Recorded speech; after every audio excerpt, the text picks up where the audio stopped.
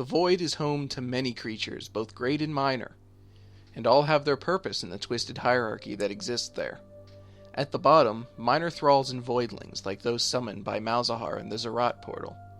At the top stands Cho'Gath.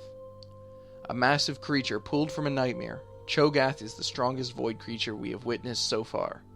But he isn't some mindless beast, for the void, while nightmarish, fosters cunning as much as strength. Cho's mind is unknown to us, his twisted plans beyond moral comprehension, but it was his influence that brought both Malzahar and Kassadin their powers. While we as humans must assume that Kassadin's rebellion was not intended, it is entirely possible that a mind as complex and long-thinking as Cho's could have planned for him to rebel. Why would a void leader want this? We may never know, but what we do know is that Cho'Gath is willing and able of entering our world himself, and once here, he feasts upon the strengths of his realm's greatest heroes, making himself more powerful in the process. Such a terrifying presence as a fully fledged Cho'Gath attests to his status as a void god. But there may be an even more terrifying void presence in the world, one that has existed in our world for much longer. In the vast sand seas that make up the interior of old Shurima, stories are told of sand sharks, vicious predators that burrow through the sand and attack from below. The people of the desert call them devils, but they have another name, the Rek'Sai. But like most intelligent hunters, they have a leader, an alpha. Known as the Queen of the Rek'Sai, the she-devil of the desert, we know her as Rek'Sai.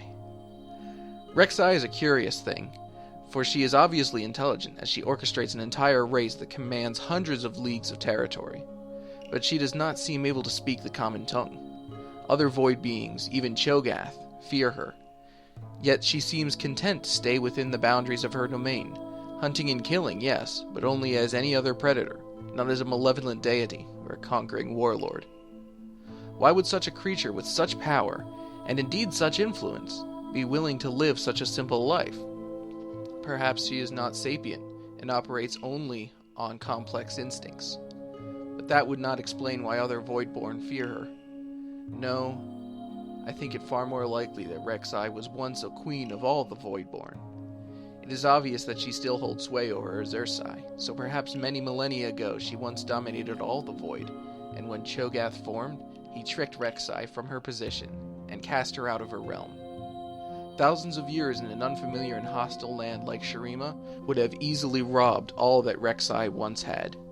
It is impossible to prove theory, but it resonates with our own history. For all across the world during the antiquity of polytheism, matriarchal or female-dominated societies were commonly overrun and replaced by patriarchal, male-dominated cultures.